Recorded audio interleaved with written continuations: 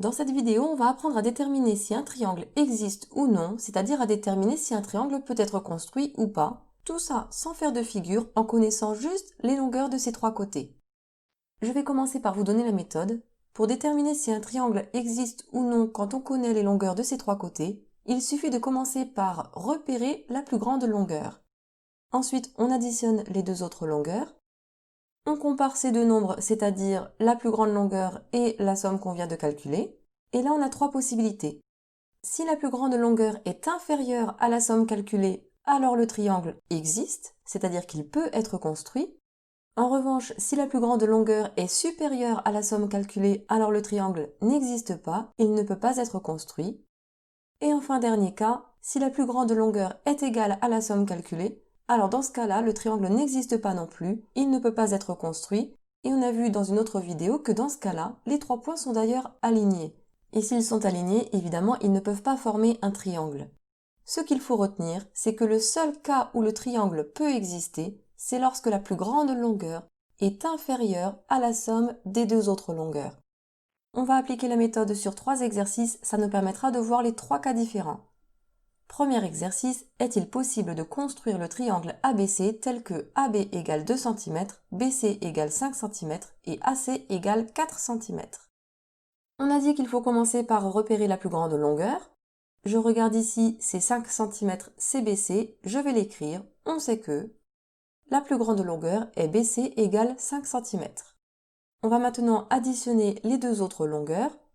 Or, les deux autres longueurs, c'est AB et AC, je vais écrire AB plus AC égale, je remplace, AB c'est 2 cm, j'écris 2, plus AC c'est 4 cm, j'écris 4. Je vous rappelle qu'on n'écrit pas les unités à l'intérieur du calcul, on les écrit seulement à la fin dans le résultat. Je calcule 2 plus 4, ça fait 6. Nous étions en centimètres, donc c'est 6 cm. Maintenant, je vais pouvoir comparer. 5 cm, c'est inférieur à 6 cm. Ça veut dire que ça, c'est inférieur à ça. Je vais l'écrire, d'où BC est inférieur à AB plus AC.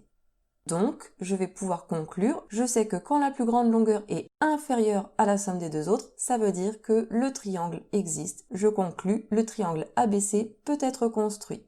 Et je souligne. J'aurais pu dire que le triangle existe, mais comme la question me demande est-il possible de construire, dans ce cas-là j'écris peut être construit.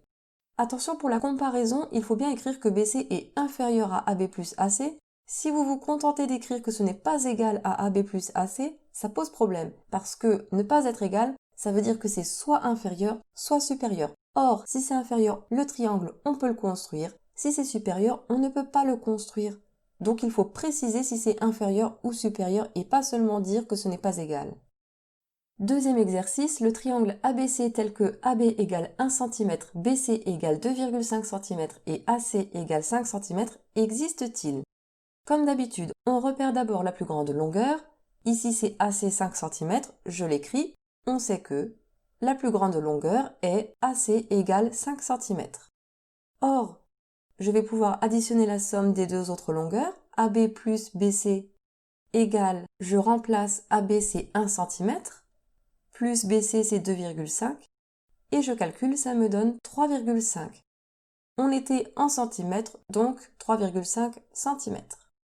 Et je vais pouvoir comparer les deux nombres que j'ai. 5 est supérieur à 3,5, je vais alors écrire, d'où AC est supérieur à AB plus BC.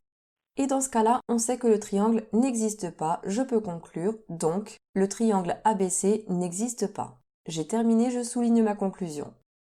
Là encore, attention à ne pas se contenter d'écrire que AC n'est pas égal à AB plus BC, il faut être précis. Si c'est inférieur, le triangle existe, si c'est supérieur, le triangle n'existe pas, soyons précis.